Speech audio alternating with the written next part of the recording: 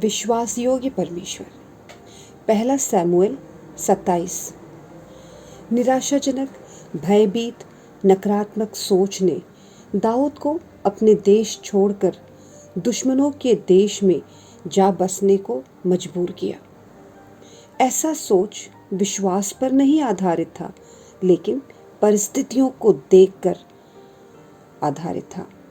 डराने वाली परिस्थितियां से थका हुआ दाऊद भाग जाता है, लेकिन भाग जाना हल नहीं है। ऐसे परिस्थितियों में खड़े रहने का, दृढ़ होने का और हियाव बांधने का प्रोत्साहन हमें प्रभु देता है।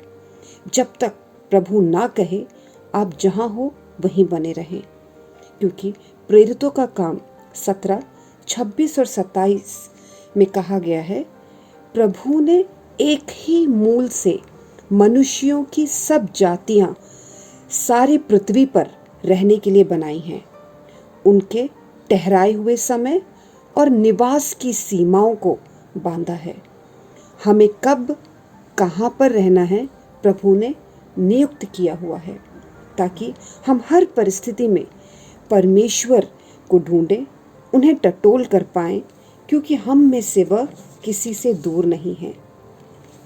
हमें प्रभु इफिसियों 6:10 में सिखाते हैं, प्रभु में और उनकी शक्ति के प्रभाव में बलवंत बनो। जब हम अपने आप को शक्तिशाली पाते हैं तो भाग छिपने की जरूरत हम नहीं समझते। दाऊद इज़राइल देश के दुश्मन फिलिस्तियों के देश में 1 साल 4 महीने रहता है। अपने देश और लोगों से दूर वहां रहकर वह राजा के जानकारी के बगैर कई जातियों से युद्ध जीतता है जो इज़राइल के विरोधी थे। वो इज़राइल की मदद कर रहा था छुप छुप के। फिलिस्तियों का राजा जब दाऊद से पूछता है कि आज तुम कहाँ युद्ध करने गए, तो वो राजा से झूठ बोलता है और वो ये कहता है कि मैंने इज़राइल के विरुद्ध लड़ाई किया और मैंने उनको हरा दिया, ताकि राजा का कृपा दृष्टि उस पर बना रहे। ऐसे वो झूठ बोलने की आदत अपने ऊपर डाल लेता है और झूठ बोलता है और धोखा देता है। झूठ बोलने का और धोखा देने का जड़ दाऊद के जीवन में हम यहाँ से पाते हैं।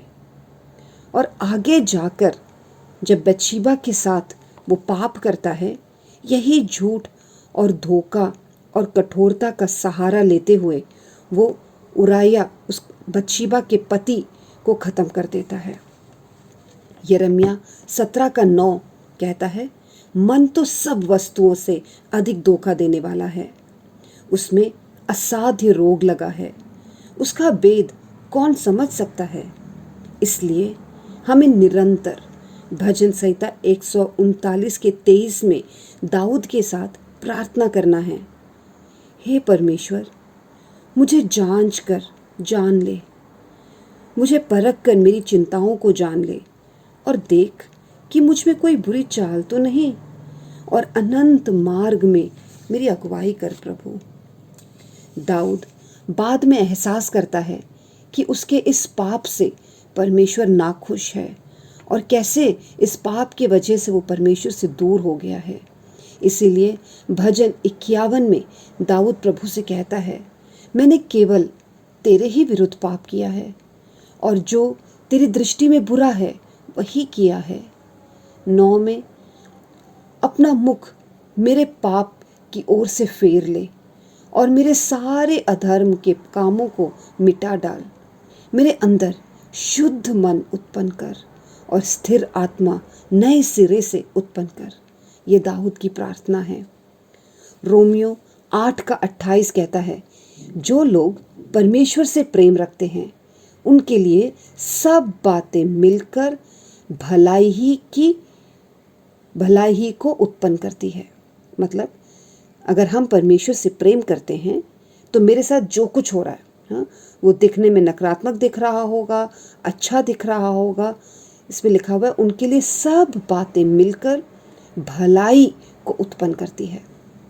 दाऊद अपने सबसे निराशाजनक और दयनीय परिस्थिति में था, लेकिन इन परिस्थितियों में भी प्रभु ने अपने बड़े योजना को पूरा किया।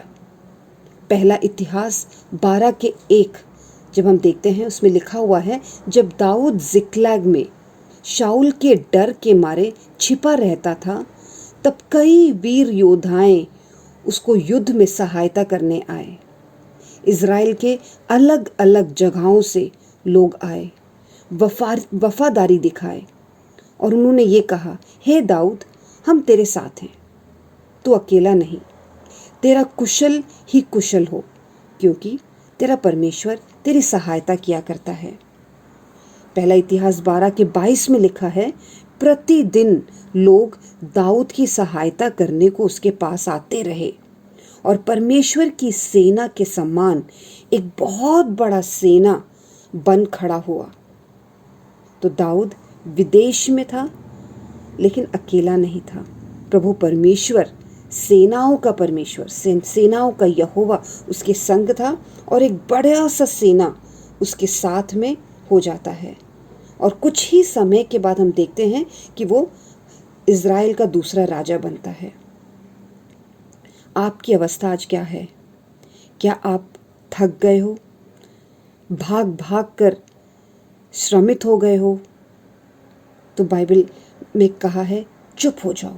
भजन संहिता में लिखा हुआ है, चुप हो जाओ, शांत हो जाओ और जान लो, प्रभु परमेश्वर सेनाओं का यहोवा है और वो हमारे संग है। वो हमारा ऊंचा गढ़ है। मुश्किलों में, अंधकार में भी वह आपके लिए मार्ग तैयार कर रहा है। वह विश्वास योग्य परमेश्वर है, वो कभी नहीं छोड़ेगा। पिता परमेश्वर, हम सबकी मदद करें, हम जिस भी परिस्थिति में क्यों ना हो प्रभु, आपके पास आकर हम ये विश्वास करें कि आप हमारे चट्टान हैं, आप हमारे छिपने का स्थान हैं, आप हमारे गढ़ हैं और आप हमेशा विश्वास योग्य हैं। हमारे लिए आप रास्ताओं को निकालेंगे।